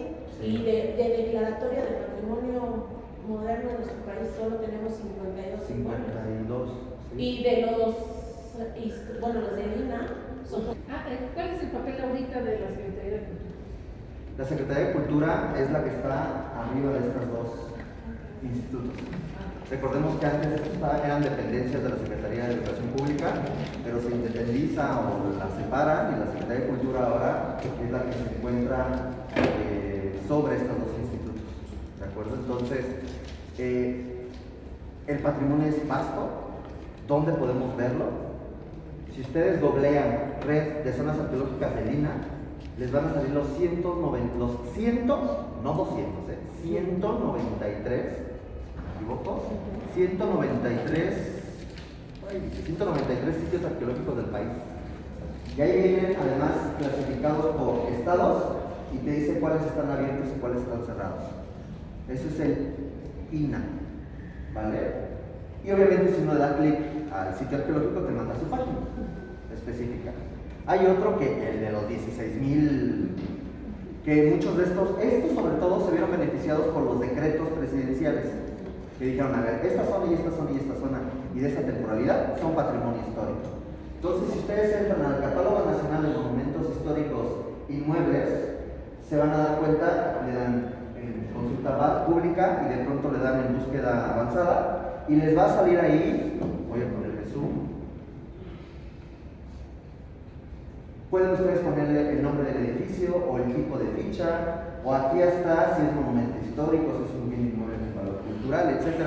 Ubicación, colonia, y les va a salir siglo de construcción, y les va a salir una ficha de todos los edificios catalogados, no sé, en la Gustavo Madero. Y eso ayuda muchísimo. Entonces, sí es vasto. La verdad creo que es demasiado trabajo para el INE. La verdad es muchísimo trabajo para el INE, ¿sí? Así súper rapidísimo.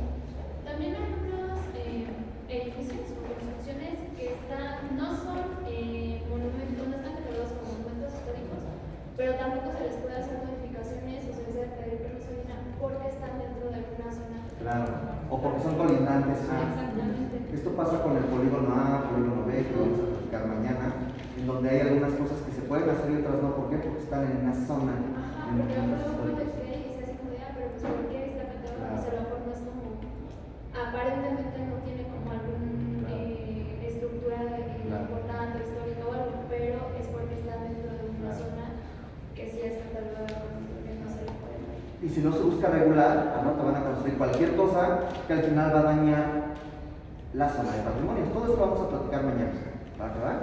¿Y qué pasa con el patrimonio artístico? Híjole, está como muy mal el catálogo.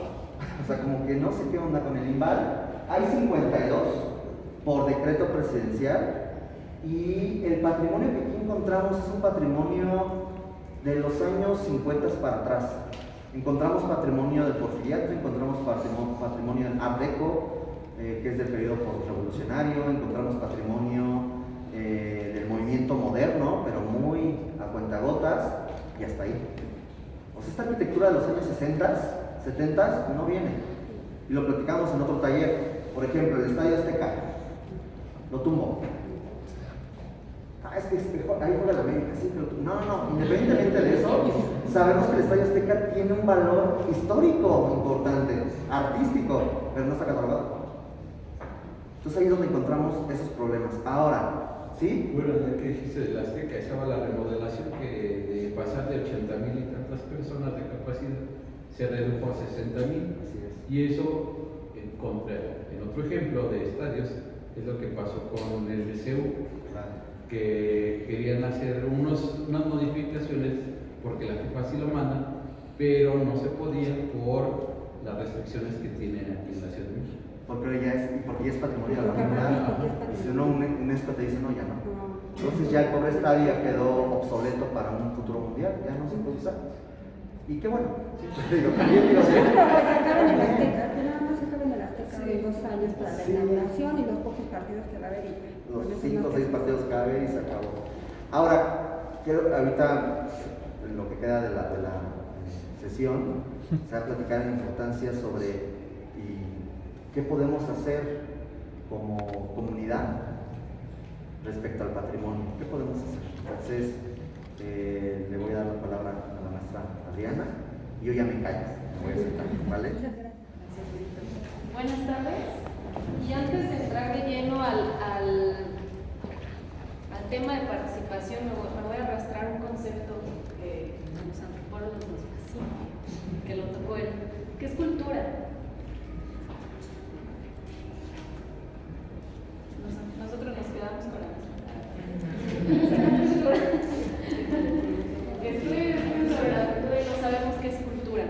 Pero lo más acercado es todos los elementos que comprenden a un grupo social, ¿no? Desde la comida, las instituciones, su forma de organización, que es ahí donde voy a hacer mucho énfasis, su arquitectura, su historia, la memoria histórica que también tiene, y también las dinámicas sociales. Muchos antropólogos, como muy puristas, no consideran que las sociedades las sociedades son dinámicas y se transforman, ¿no? Nos vamos transformando a lo largo del tiempo, y por eso creo que hablar del patrimonio y del símbolo que tiene, de los valores que tiene el patrimonio conforme pasa el tiempo, también es muy importante, ¿no? Porque seguramente nosotros no le damos el mismo valor al Templo Mayor, que lo tenemos aquí en unas calles, de lo que le dieron los mexicas, ¿no? ¿Cómo lo habrán visto los mexicas? Eso no quiere decir que no sea un espacio importante y que sepamos que es un ícono de una identidad cultural, ¿no? Porque la identidad también es algo que nos da como mucha vida. Entonces, bueno, la respuesta que es cultural, quién sabe, pero es la integración. Lo que más nos hemos acercado es justo la integración de todos esos elementos, ¿no? ¿Por qué? Porque al final, si no tenemos esa identidad cultural o ese apego a determinados elementos, pues, ¿qué tenemos como grupo entonces, ¿no? ¿Qué es lo que nos vuelve parte de? Si les preguntara a ustedes cuál es el emblema más importante de esta ciudad, ¿todos son de aquí, de la Ciudad de México, o nos visitan de algún otro estado? Yo soy de Puebla. ¿De dónde? De Puebla. Ah, qué bonito. ¿Qué es lo más bonito que tiene Puebla? El centro. Además de la capilla del Rosario. La No, el centro en comida. general El centro es patrimonio, ¿no? Sí. Cultural de la humanidad también. Sí. Entonces, el Museo de la Roca. Pero, ¿y de aquí en la Ciudad de México? De aquí en la Ciudad de México, ¿qué sería? El centro histórico donde estamos. ¿Qué más? ¿Qué parte es Xochimilco? ¿Qué es Xochimilco? Sus fiestas, las aldeas, su forma de organización, las chinanzas, las trajineras. Guaylama.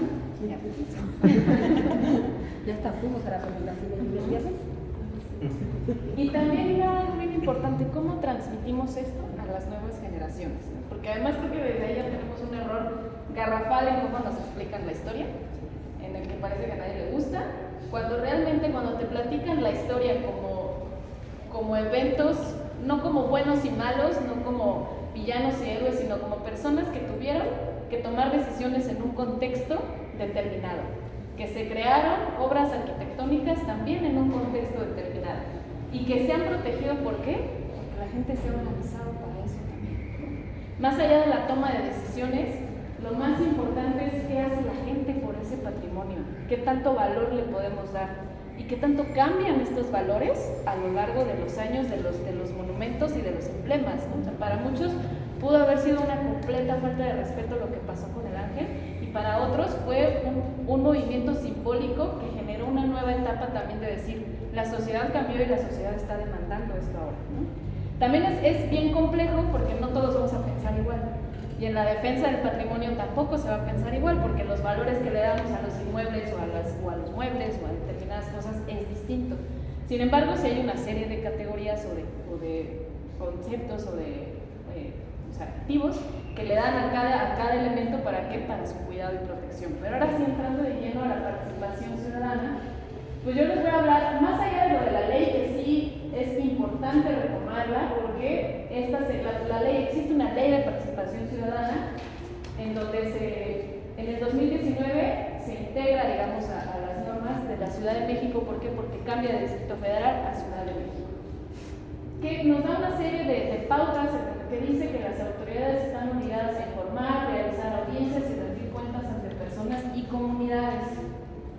Aquí esto lo resumí porque da como una explicación de todos esos conceptos, pero más allá de, quiero tomar aquí dos en cuenta, ¿no? Busca ser accesible, busca ser equitativa, intercultural, ¿por qué? Porque también estamos en una ciudad que es sumamente diversa y sumamente dinámica, ¿no? particularmente la Ciudad de México tiene esas características. Busca la inclusión, ser legal, la libertad, la discriminación. Considera personas originarias. ¿Esto por qué lo digo? Porque cohabitamos con alguien de aquí es de Xochimilco, Tláhuac, Milpalta, cualquier alcaldía que sepa que es de un pueblo originario. Xochimilco. De Xochimilco, de Iztapalapa, ¿cuáles son sus fiestas patronales? Santa Cruz me llevó a cabo y empezamos, ¿no? La pasión, el carnaval. Ah, no, pues tan solo con la representación de Semana Santa, ¿no? Que además creo que esa también está declarada como patrimonio. Al menos No, pero creo que de la ciudad sí, ¿no? O sea, es parte súper. Todo el mundo sabe que en Semana Santa Iztapalapa es una fiesta. Ya la quieren quitar. Pero ¿qué pasa? Que tenemos que cohabitar muchos pueblos originarios que todavía tienen usos y costumbres determinados, formas de organización social específica con esta gran ciudad donde llegan extranjeros a vivir, donde llegan personas de intercambio, donde además vamos cambiando y que vamos en un acelere constante, ¿no? Entonces imagínense poner de acuerdo a una ciudad tan diversa como esta. Promueve la iniciativa y la organización ciudadana. O sea, lo rescatable de esta ley es que caemos en esto, que la organización ciudadana es muy importante para la conservación del patrimonio. De acuerdo con la ley, la Ciudad de México es intercultural, o sea que otra vez retomando el tema de la cultura, hay demasiadas culturas en esta ciudad. No podemos hablar eso, ¿no? De una sola cultura, porque cada grupo tiene su propia idea también de lo que es cultura. Es pluriétnica, ¿no? En esta ciudad encontramos personas triquis, hay personas wixárikas, hay personas nahuas, también hay personas que no pertenecen a ningún grupo indígena, que sin embargo cohabitamos aquí. Y que incluso estas personas reproducen algunos de sus elementos culturales en esta ciudad, los pueden ver con su indumentaria, con su lengua, incluso con algunas formas de organización propias, ¿no? Es plurilingüe, aquí no nada más han escuchado hablar español, ¿qué más han escuchado hablar?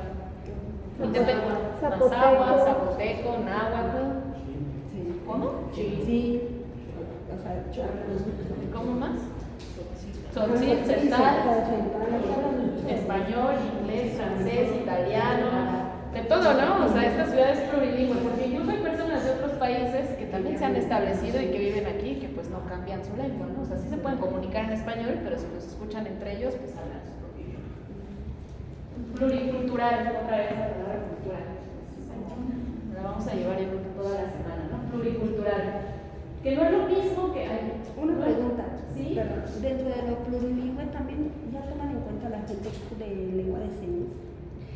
Sí, en la ley sí. De hecho, incluso casi todas digamos que las dependencias gubernamentales ya toman, cuando dan discursos o así, ya hay personas que hablan el lenguaje de señas, pero como sociedad nos falta mucho, ¿no? O sea, creo que ese es algo, inclusive también esto es a lo que voy a ir cayendo, que muchas cosas sí pueden ser iniciativa gubernamental, pero como sociedad también tenemos mucha responsabilidad en el aprendizaje de lengua de señas. Es difícil porque la lengua de señas pues es diferente en cada país, ¿no? Pero bueno, hay una mexicana que al menos lo básico para comunicarnos con una persona sí debería ser.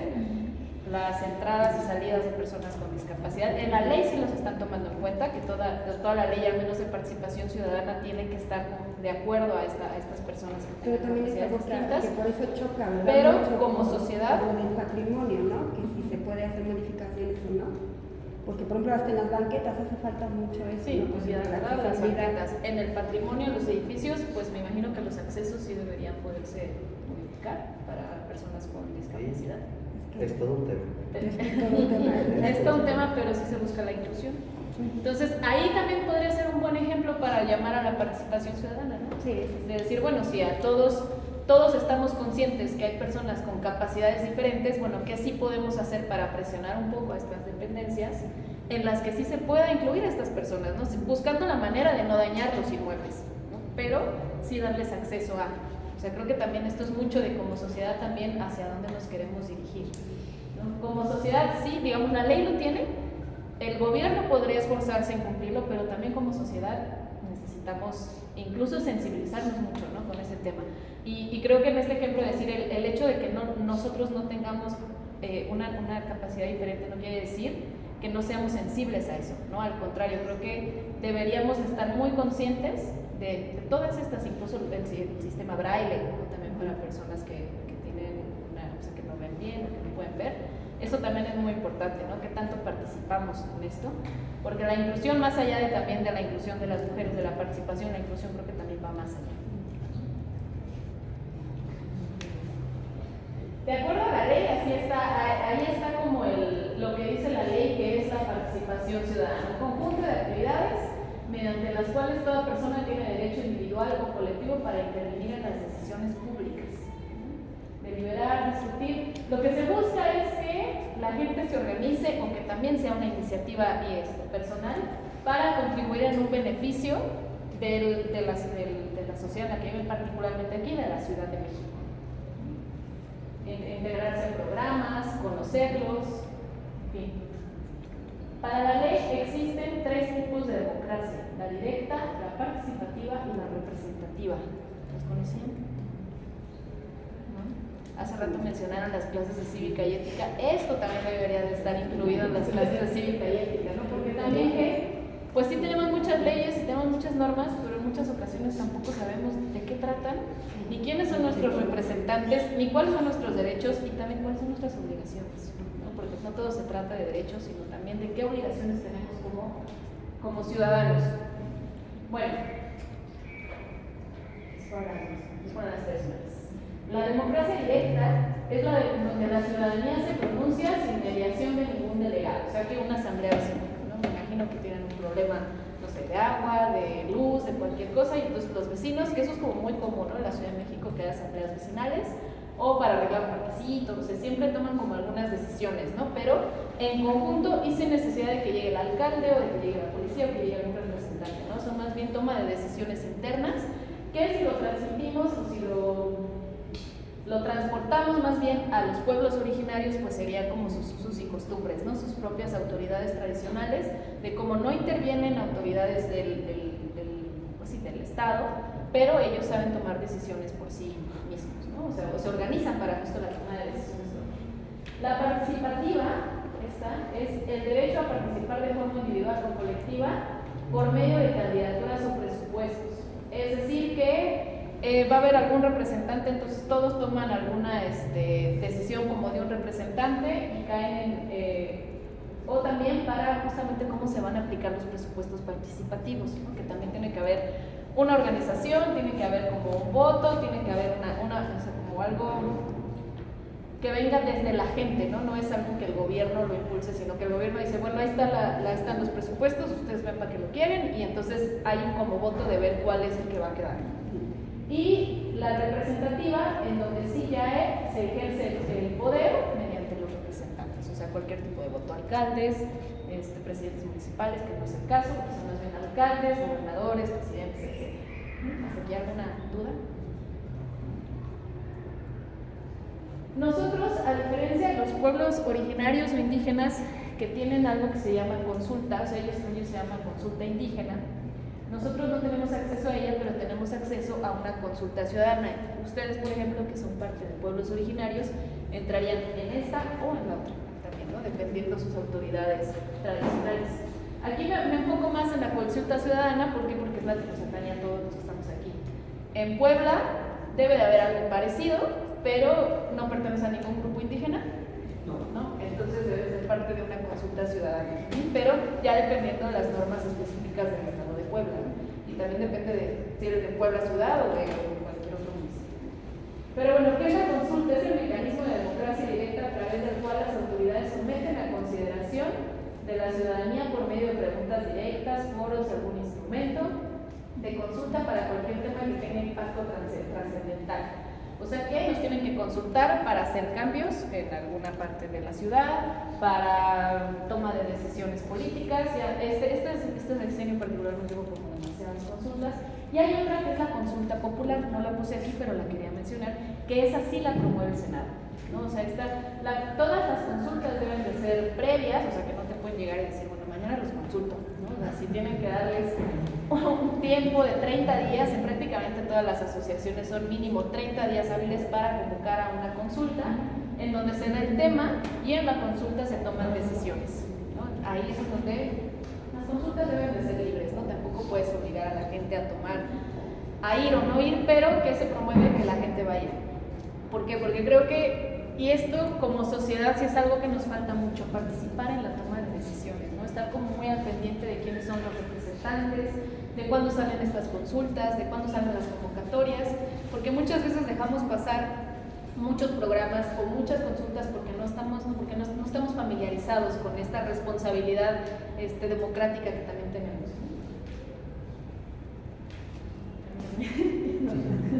Ya. Ahora, también hay diferentes tipos de participación.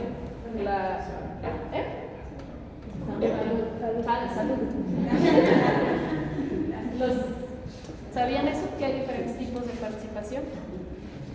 Está la participación institucionalizada, o sea, que se rige, dirige y promueve por el gobierno o autoridades gubernamentales y se respalda por leyes y normas. Aquí puse el logotipo de Lina, porque es una de las, digamos, organizaciones o instituciones que vamos a ir mencionando durante toda esta semana.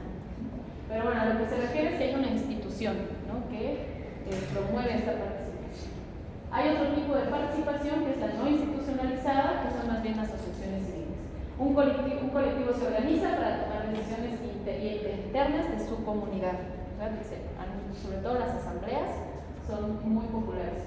Ni el gobierno ni las autoridades tienen injerencia, ni influye, ni tienen relación con ellos. Algo por lo que hablábamos de la democracia más participativa, ¿no? Que se integra a la sociedad, ¿para qué? Para tomar decisiones internas que les atañen a ellos y que pueden resolver entre ellos. La participación sectorial. Son grupos numerosos que tienen un interés común. Puse la bandera LGBT porque es como un claro ejemplo de lo que sería un grupo numeroso que se ha reunido. ¿Para qué? Para ser visibilizados, o sea, buscan reconocimiento o ser visibles, buscan derechos específicos y ser considerados en la toma de decisiones. Este movimiento es uno de los que representaría, pudiera ser el otro que es el del feminismo, o sea, tiene que ser un grupo específico que esté luchando por esto, pero puse esta porque es como la que ejemplifica como de manera muy clara este tipo de participación. La temática, son grupos organizados a partir de un campo de interés y de incidencia específica, defienden valores socialmente relevantes. Yo les puse aquí que es el movimiento del cambio climático, pero ¿cuáles otros se imaginan?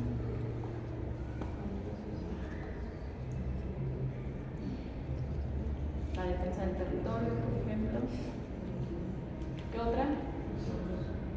¿Cuál?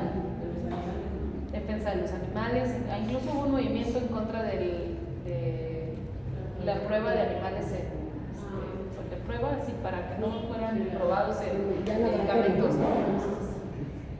¿Algún otro que se les ocurra? Son movimientos grandes, ¿no? También que son muy visibles, ¿no?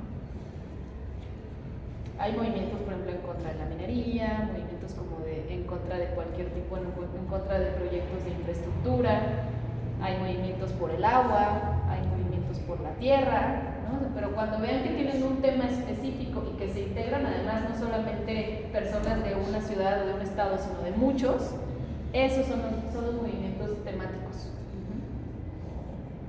Y la participación ciudadana comunitaria, acciones desarrolladas por diversos sectores que buscan soluciones a necesidades específicas y pueden ser resueltos de forma endógena. Es decir, una asamblea comunitaria también, ¿no? O sea, esto nos enfocamos más en grupos más selectos. Se me ocurre, por ejemplo, aquí en la Ciudad de México, que estos grupos indígenas que viven aquí como los triquis, ellos de forma interna, o sea, sí tienen que respetar, digamos, las normas de la Ciudad de México, pero de forma interna en su, digamos, la comunidad que generan aquí, ellos sí se organizan para tomar decisiones internas, pero responden a asambleas propias o cuestiones más específicas de ellos, aunque también tienen que cumplir con las leyes y normas de la Ciudad de México porque ya viven aquí. Como las ejidales también. En los ejidos se ve muy bien, ¿no? O sea, Xochimilco que vienen, zonas ejidales, exacto, las chinampas, todo eso, o sea, pero que son como que se resuelven de forma muy particular, ¿no? Y además, digamos, sí, porque no son, ni siquiera es todo el pueblo originario. No, son los ejidatarios. Personas, exactamente, no pueden, incluso no los dejan ni entrar, ¿no? Si no eres ejidatario, o no eres comunero, o no eres parte de, ¿no? Eso también son como más de tomar decisiones propias. Incluso en Xochimilco toman decisiones internas, pero en muchas ocasiones no toman de acuerdo a los necesitados, ¿no? O sea, sigue siendo algo muy, muy interno. Ahora, ¿qué hay con hace rato que hablabas del momento de la revolución. Hablando de, no alcancé a tomar la plaza, pero pues participación y patrimonio. ¿De qué forma se puede aplicar la participación en el patrimonio? ¿Saben lo que son los vigías? ¿Alguien había escuchado eso? Los vigías del patrimonio son jóvenes voluntarios, mujeres y hombres, que protegen el patrimonio.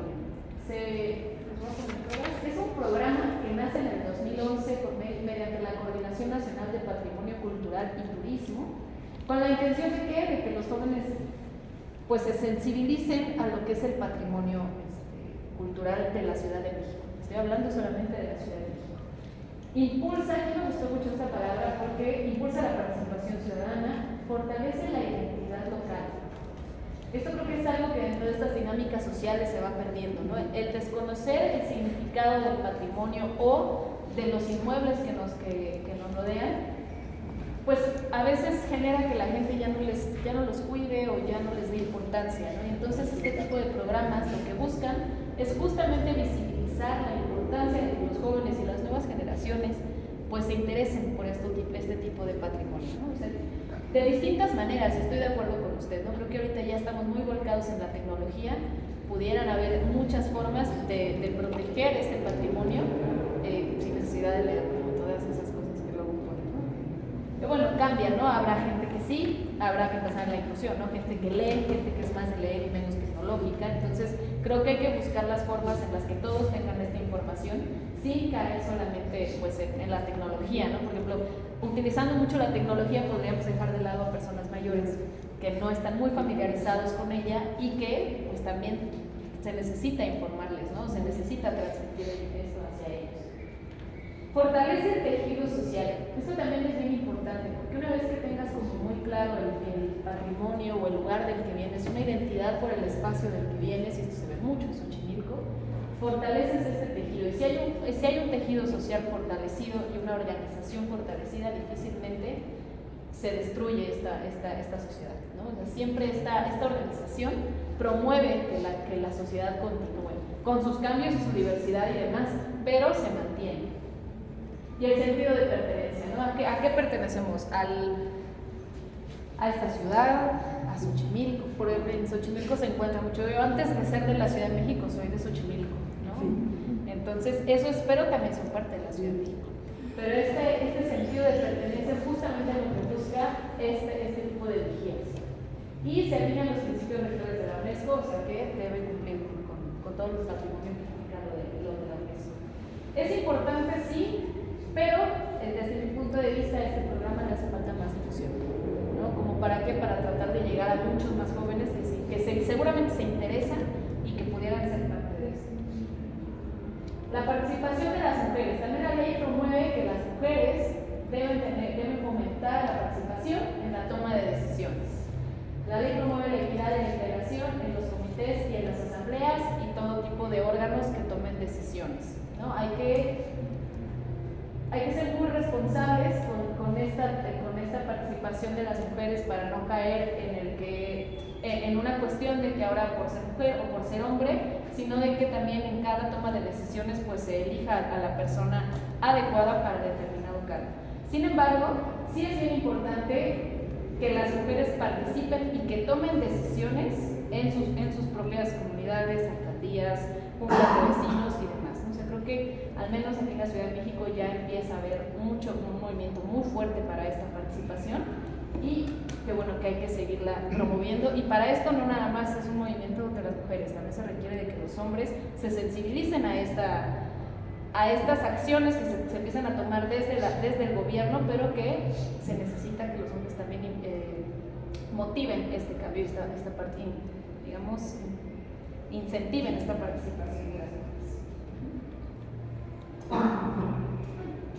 Ahora sí, ya para ir concluyendo, ¿cuáles obligaciones tenemos como ciudadanos?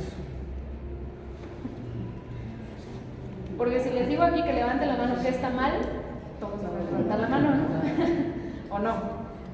Sí, sabemos que muchas cosas están mal, pero que sí podemos. ¿Cuál es nuestra obligación como ciudadanos? Participar.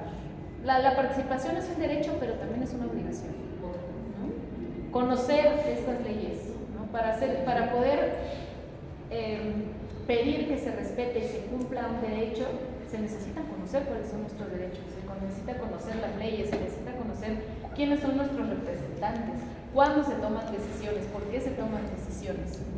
Es bien importante la organización y la participación, porque si no, más allá de lo que diga la ley, si no hay una organización social que promueva estos cambios, difícilmente se van a poder llevar como a cabo acciones, ¿no?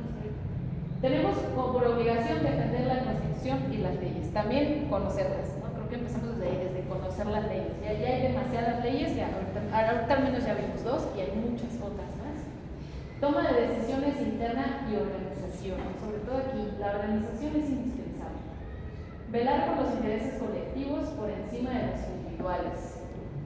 Aquí hablamos sobre todo de cuestiones de asambleas, de toma de decisiones en las alcaldías, en las juntas vecinales, todo eso. Respetar la vida, la familia y la ley. Contribuir al gasto público, la organización social y sobre todo participar en la vida política, cívica y comunitaria de manera honesta y transparente. A lo largo de este taller vamos a ir viendo la importancia del patrimonio, cómo se cataloga, cómo son cuestiones más arquitectónicas, pero también de qué manera podemos ir participando o contribuyendo, ya lo dijo ahorita el maestro, ¿no? A veces hasta solo barrer es una acción que desde la sociedad se puede tomar para contribuir a la protección de este patrimonio. Y así lo vamos a ir viendo a lo largo de esta semana. También la organización, ¿no? Ahorita dijeron algo bien importante, la inclusión de personas con otras capacidades. Bueno, a lo mejor, ¿qué tal que la ley dice que no está permitido? Pero ¿qué tal que la gente se organiza para decir es necesario? Porque se necesita la inclusión. Entonces se puede encontrar la manera para poder acceder a ello.